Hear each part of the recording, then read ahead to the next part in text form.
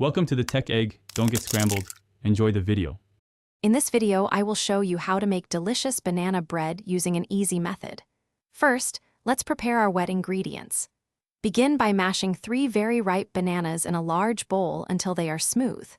Next, whisk in 1/2 cup of melted butter, 2 large eggs, 1 teaspoon of vanilla extract, and 1 cup of granulated sugar. Mix these together until well combined and creamy. Now, let's prepare our dry ingredients.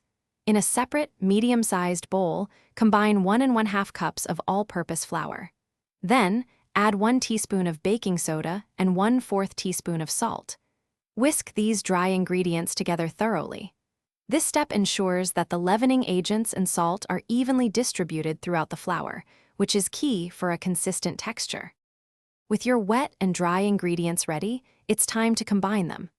Gradually add the dry mixture to the wet ingredients, folding gently until just combined.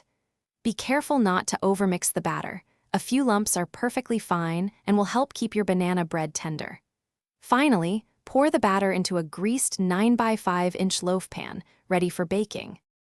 Now for the best part, baking. Preheat your oven to 350 degrees Fahrenheit. Bake the banana bread for 50 to 60 minutes, or until a toothpick inserted into the center comes out clean. Once baked, let it cool in the pan for about 10 minutes before transferring it to a wire rack. Allow it to cool completely before slicing and enjoying your homemade treat. Thanks for watching. Consider subscribing if I helped unscramble your problems.